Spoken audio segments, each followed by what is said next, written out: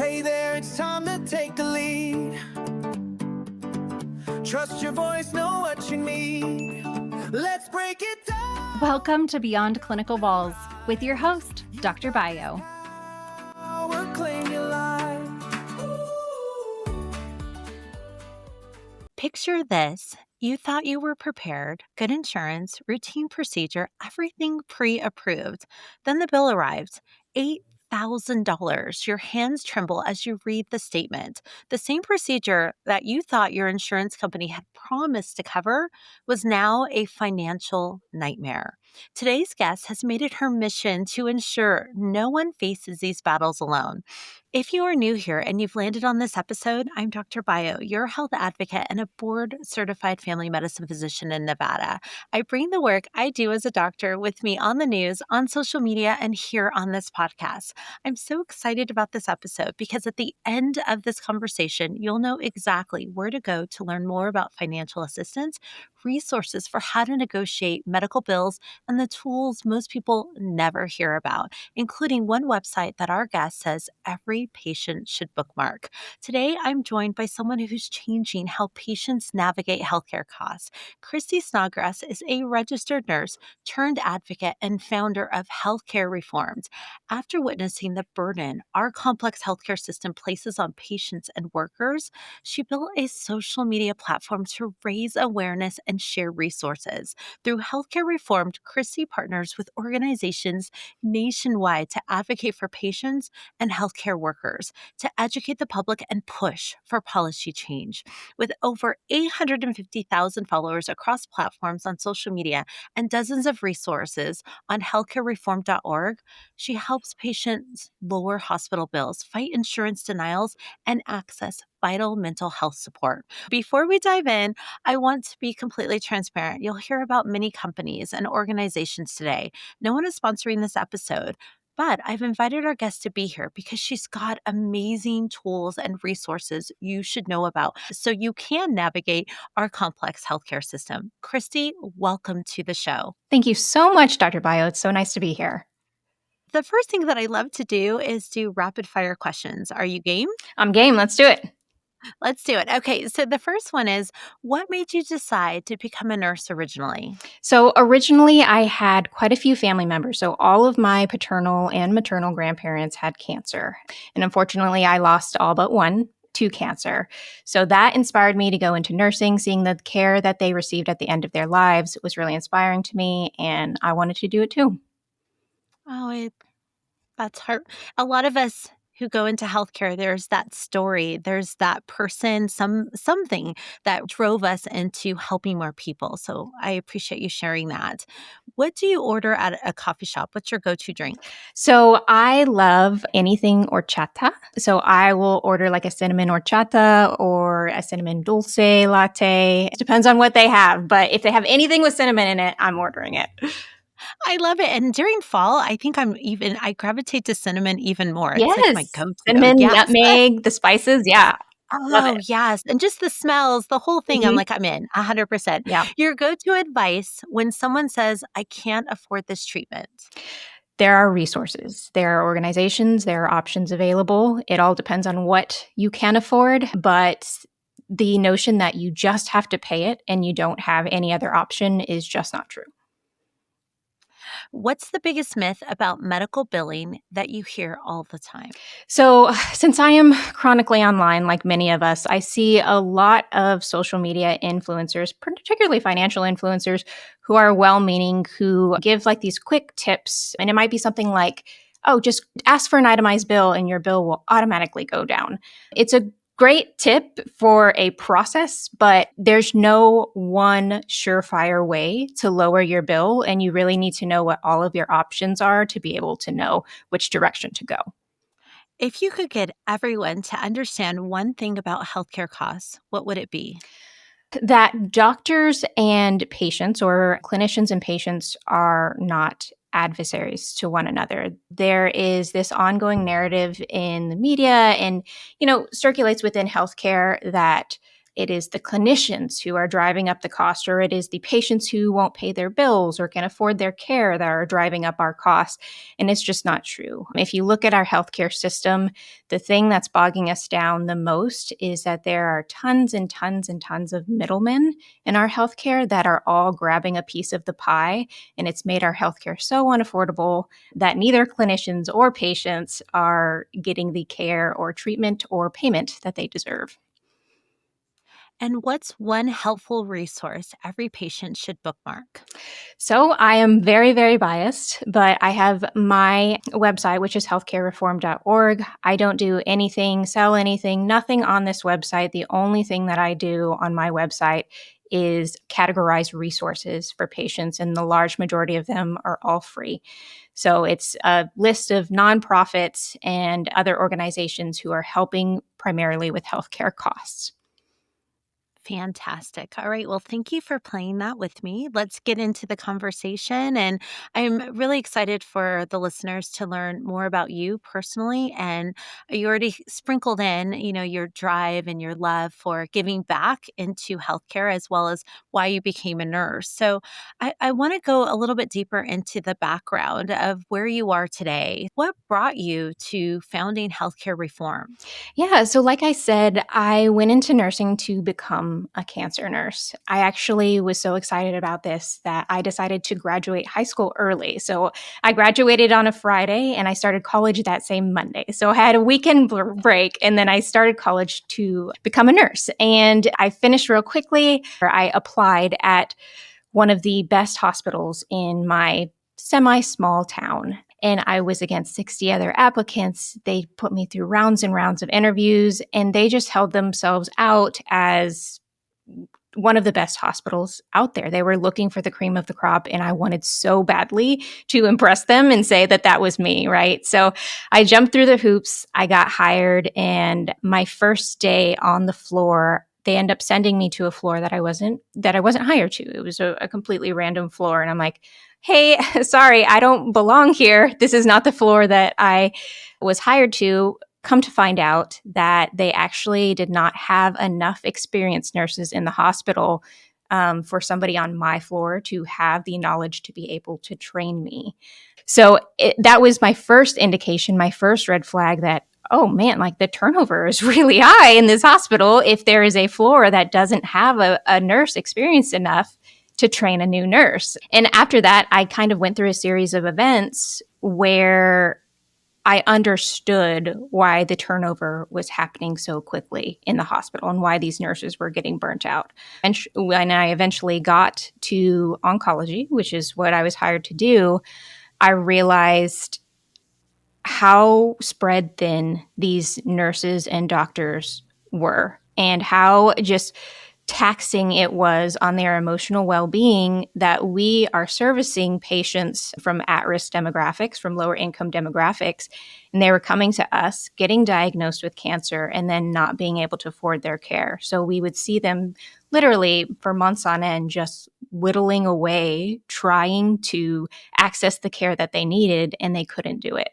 So eventually I got far enough into this career where I had a few incidents. One being I had a very young female cancer patient who was begging me to be discharged from the hospital because she needed to go to a barbecue benefit so that she could cook food and raise money for her cancer treatments. All in all, we ended up discharging her, and I went to her barbecue benefit. And I have this very distinct memory of this girl who, over time, our patients become our friends, right? Our patients become close to us. I have this vivid memory of here's this girl who I care very deeply for, who I've cared for such a long time. And she's stumbling up to this event. She's got her mask on because she's immunocompromised, and she's sitting there over a hot stove, cooking turkey legs, trying to make enough money to stay alive. And I thought at that moment, I cannot work in a system like this. And I feel ashamed that I don't understand why things cost this much. When patients would come to me and say, hey, like, what is this going to cost? Why does this cost $10,000? Like, I have absolutely no answer. And I have nobody in the hospital that I can call who will give me a direct answer to that question. And so from there, I decided to go into case management, and I was still in the hospital setting, and I was dealing more with insurance companies and navigating payment for care. And that was the first time in all of my nursing career that I had actually been taught about healthcare revenue, right? This is not something that's built into our education. So once I could understand the process of like going back and forth with the insurance company and why these prices were skyrocketing and all the middlemen, all the things that happen that make it more expensive, I was like, well, people need to know about this, particularly clinicians and people who are delivering care. We cannot deliver holistic, effective care if we can't understand if our patients are going to be able to afford the care that we're giving them. So I started a social media channel. It unfortunately for my introverted self blew up. And I just began talking about it. At first, it was like a lot of funny nurse skits, just building that camaraderie. And then it was sprinkling in a few educational pieces, a few advocacy pieces. But with that came an increased scrutiny from my hospital as I'm, disclosing how these things work behind closed doors. So I made the decision myself to decide that I was going to do this full time and make the jump and leave the hospital, the only thing that I ever known, and start Healthcare Reformed, which in the beginning just was me going to a bunch of different organizations saying, how can I help? And eventually that turned into what it is now, which is a resource center for patients. Wow. Hearing that journey of people say things kind of have you land in certain places of what you're supposed to do in life, whether it's personal or professional. And to hear the story of that woman who is going to the barbecue just so she can raise funds for her own care, it really exemplifies how backwards and fractured our healthcare system. And to your point, these are things that we don't learn in healthcare. We know that we're there to listen, to help, to hopefully do no harm with our patients. But that level of financial piece, which is a part of someone's care, isn't talked about, isn't transparent, as we know in all areas. And it leads me to the next question. When it comes to medications, I personally have had patients, even just a couple of weeks ago, who are rationing their medications so they can continue to take it, but also put food on their table. What are some resources for patients in that situation? So there are some organizations that do copay assistance, and I think that a lot of us know about organizations like GoodRx or maybe from the drug manufacturer having those different coupons that patients can use. But sometimes that's not enough for patients, and sometimes it doesn't apply to patients who have insurance. So there are other organizations out there who offer what's called disease funds, and this is not only for medications, but it's for a lot of care and treatments as well. And what that is there are funds available to patients who meet certain disease criteria. So diabetics, heart disease, whatever chronic condition you have, there might be a disease fund out there for you. In addition to that, there are organizations who offer free patient advocacy for patients who can't afford their meds. And one of them, their name is really long, so let me make sure I'm getting this right, but it's the National Association of Medication Advocacy and Patient Advocates. It's NAMAPA. Patient advocates who volunteer to help patients who are struggling to afford and find their medications, and they'll actually help you do it for free to make sure that you can get your medications and you're not rationing or going without. This is helpful because in healthcare, at least personally, I feel like this, and I think your answer will be the same. There's so many silos. And without being able to know what is available, you feel very alone. Then all of a sudden, it's like, I didn't know that this resource was available. And so the more we can be transparent, even though the healthcare system is punitive, as you mentioned, what happened in your story, where you're trying to help people know what is available, and there's this backlash versus let's see what we can do to open the doors, open the conversation so more people can have those points of access. And so just sharing with you some of the resources you put online, I share with my patients because it's really helpful for them to not only see a video and be able to say, okay, this is what I can do versus the common standard things that we hear about. GoodRx is a great one, but what else can we do to have additional resources because that one program may not be enough. And that leads me to the thing that we talked about earlier in the show. With medical bills, we see influencers online and they're like, oh, just get an itemized bill. What are your thoughts on, first, how you can go a little bit deeper? Because again, you had mentioned that doesn't always work for everyone. And what are some broad principles everybody should know when they're watching those types of influencers that come across their feed? Yeah. So I think that people who are putting out this information, as we know, social media can only be a tiny clip, right? So it's almost always missing nuance. Even if I'm delivering an educational piece of content online, there's always going to be somebody that says, but you forgot this. And I'm like, yes, I have 30 seconds. I can't. So I don't fault them whatsoever. However, there's no one size fits all way to negotiate or lower a medical bill because our healthcare system has gotten so fragmented. There's so many different moving pieces. What would work for a medication or for a physical therapy visit is completely different. So I think that with the advice online, try it. You're not going to hurt yourself by trying it, but it's not the only thing. So if you hit a roadblock there are still more steps that can be involved. That's helpful because I think a lot of people, I know some of my patients personally, they'll get a bill and they may make one phone call and then they're told, no, there's nothing that we can do. And it can feel very demoralizing where you just feel like, oh, it's not going to work. There's no way to kind of fight this. And you give up. And it's not because you don't want to, but you really don't have any other option. So to hear there are different ways, and especially when it comes to the service that you receive, to push back against that bill and also see what resources are available. That brings me to a reality check that might hit close to home. According to a recent study by the Kaiser Family Foundation, over 100 million Americans have medical debt. That's 41% of adults either carrying medical debt or paying off medical bills over time. With numbers like that, this affects all of us. What's the biggest misconception people have about medical debt? I think a misconception that I hear a lot is that it is the fault of the patient to have medical debt.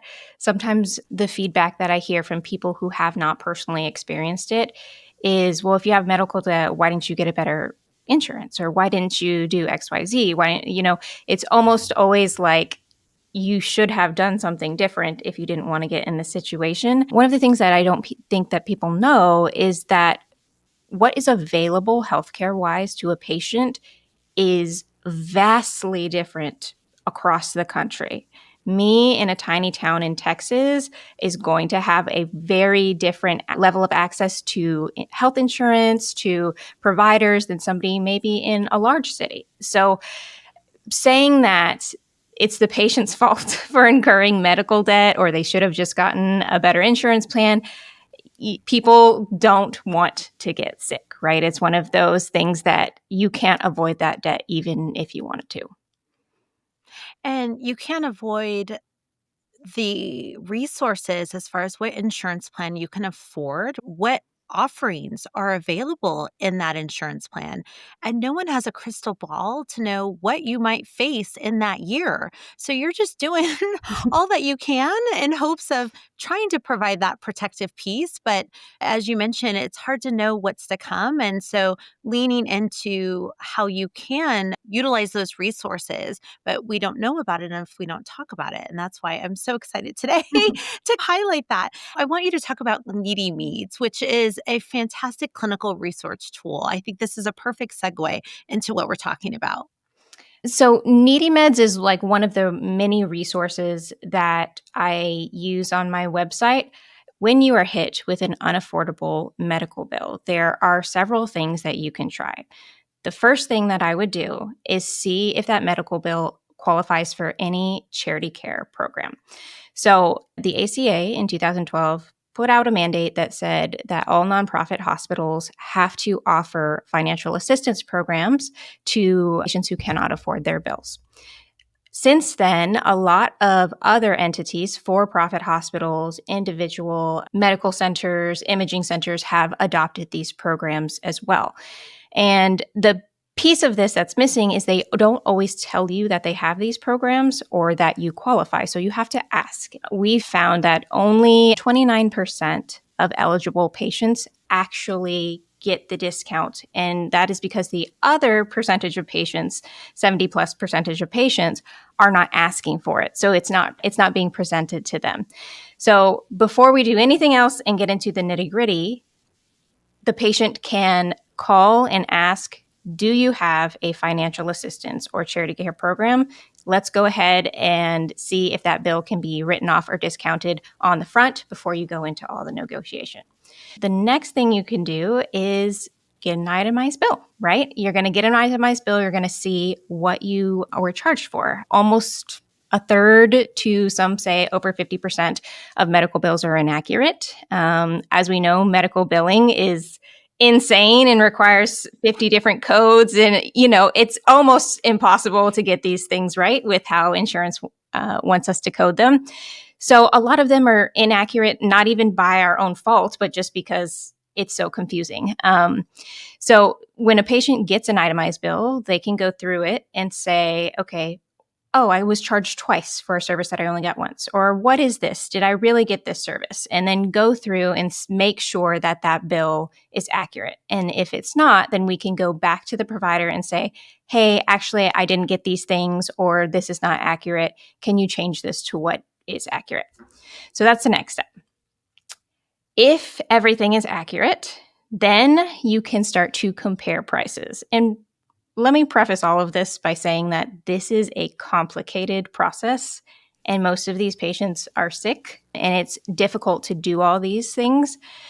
So after you check for errors, after you correct the errors and you have an accurate bill, make sure that it is priced accurately. And the way that you can do that is there are websites. One is called fairhealthconsumer.org. The other is called Turquoise.health. And both of these are sites where you can go in and put the procedure that you got, the medication, whatever it is that you got, your area code, your zip code, and then it will show you what the average price of that medication or procedure is in your area. I like to use this whenever I feel like a bill is egregious, right? If I got charged $5,000 for an x-ray and I go on fairhealthconsumer.org and it says the average price is $200 in my area, I'm going to go back to the hospital provider or whatever and say, hey, this is the average price. Why is yours 5 times that amount? And can we negotiate and bring it down closer to somewhere in the middle? So that's the next thing I would do.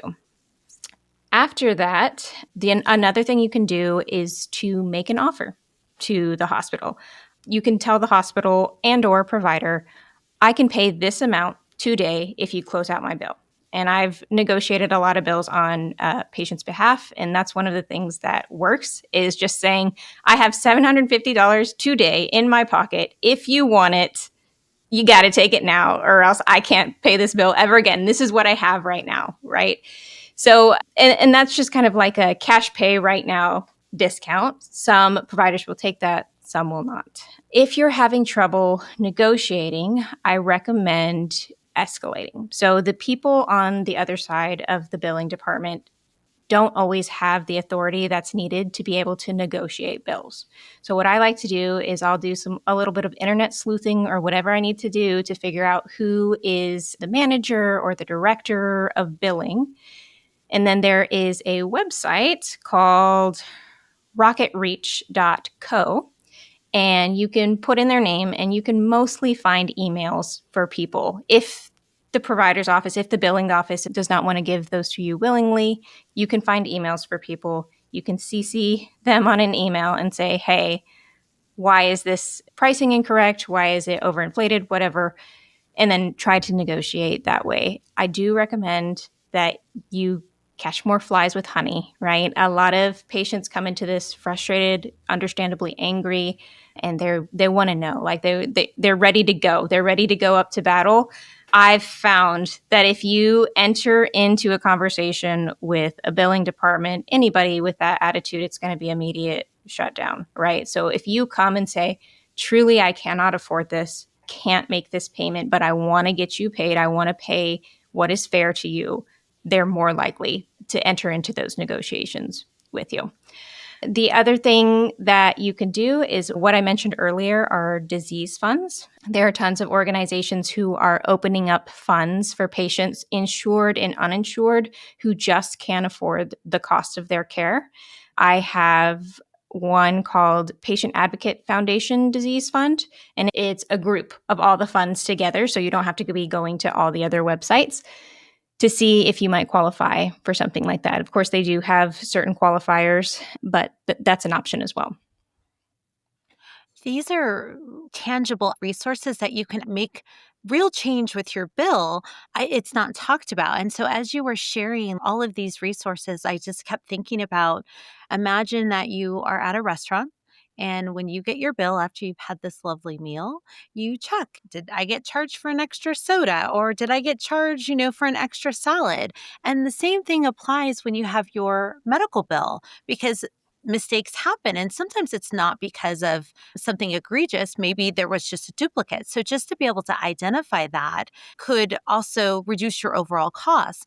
And the other thing that it reminds me of, curiosity and kindness can go a long way. And how you brought up having a conversation with that person and share, what can we do to reduce the costs? And this is what I actually have. And people are more open to that when you're like, these are my cards. This is what I got. So what can we do to resolve this? Let's imagine we have someone who has a bill. They've gone through everything. They haven't found any duplicates or anything like that.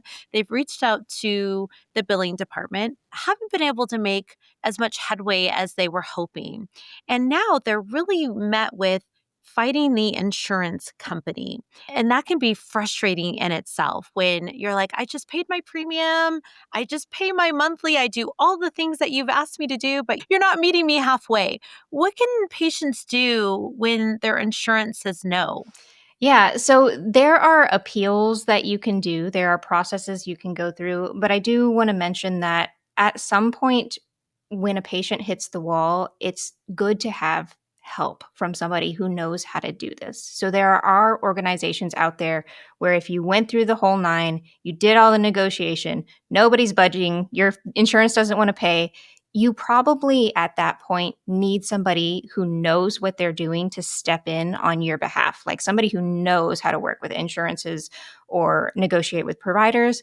And there is a free case management program. It's a Patient Advocate Foundation case management program for anybody who's had a serious illness and or chronic condition, where you can get a case manager, let them know, I did all this process, they're not budging, can you help? And they can help negotiate on your behalf. And of course, there are paid services too that are a little bit more in the weeds and complex, but I would start with a free service first. And having that option, because some patients will share with me, I don't have the time to take off work to fight this bill.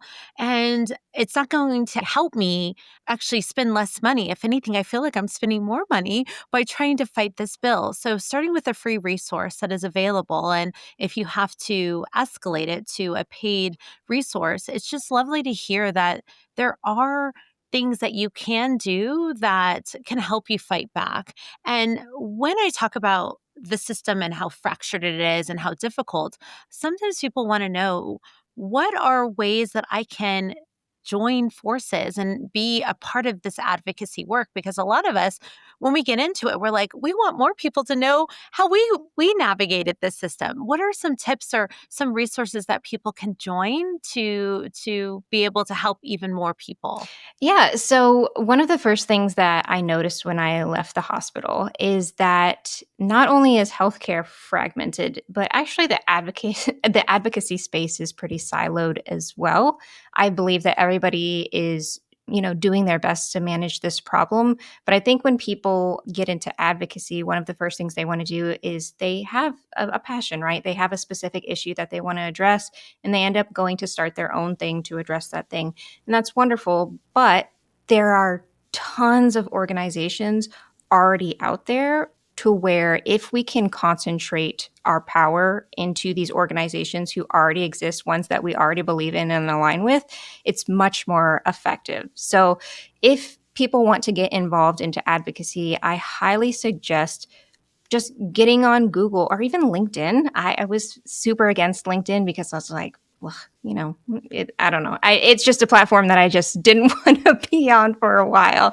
I just didn't want any more social media platforms. But it has been an absolute gold mine to connect with other organizations who are working in advocacy. And I hop on LinkedIn, I hop on Google, and I say advocacy organizations for X for this issue and see what pops up. That's actually how I started my organization. And the only way that I was able to leave healthcare and do this full time is that I started reaching out to these organizations. And at first, I wasn't asking to be a contractor for them. I was just saying, hey, can I help? Can I volunteer? Can I write your newsletter? When we go into advocacy, there's this idea that we have to be protesting and writing laws and all these big things, but these organizations need help on a micro scale too. So if you can write a monthly newsletter, if you can do a social media post, like we need you, please come volunteer with us. And I think that offering those things to advocacy organizations is a great way to kind of introduce yourself into that world and then build connections with the people who are going to let you help. I love that you said LinkedIn is a gold mine. You are my person because I love LinkedIn. And I always get pushback, even though I'm on Instagram and TikTok and Yeah. all those things. But LinkedIn is a wonderful way to connect with other people in all areas of advocacy and just that network. The pool of individuals that are there, it's definitely underused. And so I Yes. love that we got to highlight that. And one thing that I want to bring up when it comes to medical bills, someone who's listening right now who is drowning in medical debt, what are two things that they could actually do to start to feel like they can make headway when they're facing it? So, the first thing that I would do is if you are just drowning in it and you feel like you need a way out, get an advocate, get connected with somebody who knows what they're doing, who can, in the very least, point you in the right directions. Because I feel like that's the hardest part in the beginning is just figuring out, like, where do I even start? Right. So if you can get connected with an advocate, like I said, Patient Advocate Foundation has a free case management program. If it's specific to something like medications or something like that, then there are other organizations which I'm happy to provide y'all with a full list of. But get connected with an advocate who knows what they're doing, get pointed in the right direction, and then it's just piece by piece, start whittling it down. Now, both of us are in healthcare, and often when I talk about advocacy, people feel like, well, because you're a doctor, because you're a nurse, you're able to get into that. What can people who aren't in healthcare, how can they be involved? So there are more people that are not clinicians in my advocacy circle than there are clinicians, which is something that I found super surprising when I left the hospital. And it actually gave me a little bit of imposter syndrome because when I left the hospital looking to work in advocacy, I was like, where are the nurses? Where are the people who look like me working in advocacy? And of course, they're there, but the large majority of people are, ex-finance people. There are patients who went through cancer treatments themselves. There, like, it's such a diverse world of people that if you feel like you're just an average person, then like congratulations, you're going to fit in perfectly. Because I promise you, it is not just clinicians out here. And that's good for people to know. Sometimes when you don't know, there's this perception that, maybe I won't be in the right space. Maybe I won't be accepted. So now everyone is receiving a prescription. If you are wanting to be a part of this, you are welcomed and you have permission to jump in and help. So Christy, this has been such an empowering conversation and I appreciate all of the care and research that you have poured into healthcare reform to give people practical tools and hope when you can feel very hopeless in these types of situations. We've talked about medical debt. We've talked about drowning in medical debt and not knowing what to do. So, with the knowledge that you have shared and the resources, I know everyone listening right now is feeling more equipped to advocate for themselves and their families. For those who want to learn more about Christy and access all the resources we've talked about, you can visit her website at healthcarereform.org. There you'll find tools for financial assistance, medication help, clinic searches, mental health support, and so much more. You can also follow her across all of her social media platforms where she shares updates and resources with her followers. We'll have links in our show notes. Christy, any final thoughts? No, Dr. Bayo, thank you for having me. I'm really honored. You're a great advocate as well. So I was very honored that you asked me to be on the podcast. So thank you so much. And it's been a pleasure.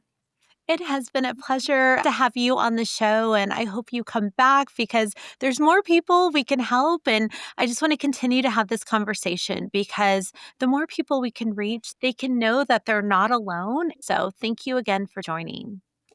Did something in this episode click for you? Share it with someone who might need these insights too. This episode was full of resources and great tips that will help you be more informed and take back your power in a system that often makes patients feel powerless. You've got this. Thanks for listening to Beyond Clinical Walls. If you learned something new today, please leave us a review on Apple Podcasts or Spotify. It really helps us reach more people who could benefit from these insights too. Hit subscribe so you never miss an episode. We've got amazing content coming, including great episodes with the health creators you love.